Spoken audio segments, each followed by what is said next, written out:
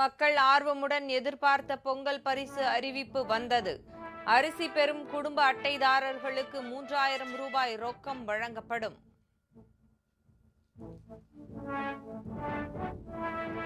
பொங்கல் பரிசு தொகுப்பில் தரமான செங்கரும்பு வழங்க நடவடிக்கை. தோட்டங்களுக்கே கூட்டுறவுத்துறை அதிகாரிகள் நேரில் சென்று கொள்முதல்.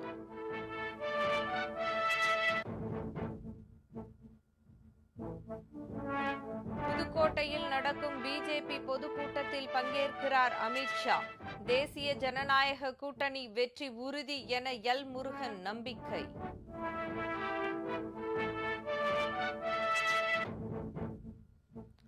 சம வேலைக்கு சம ஊதியம் வழங்க கோரிக்கை.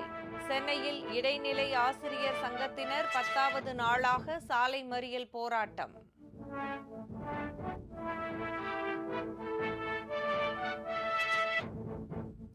கல்லூரி மாணவர்கள் 10 லட்சம் பேருக்கு மடிக்கணினி வழங்க முடிவு.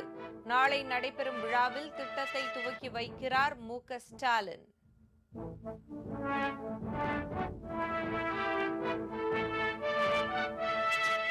அமெரிக்காவின் சிறையில் வெனிசுலா அதிபர் அடைப்பு. வெனிசுலா நாட்டிற்கு அத்தியாவசியமற்ற பயணங்களை தவிர்க்குமாறு இந்திய அரசு அறிவுரை.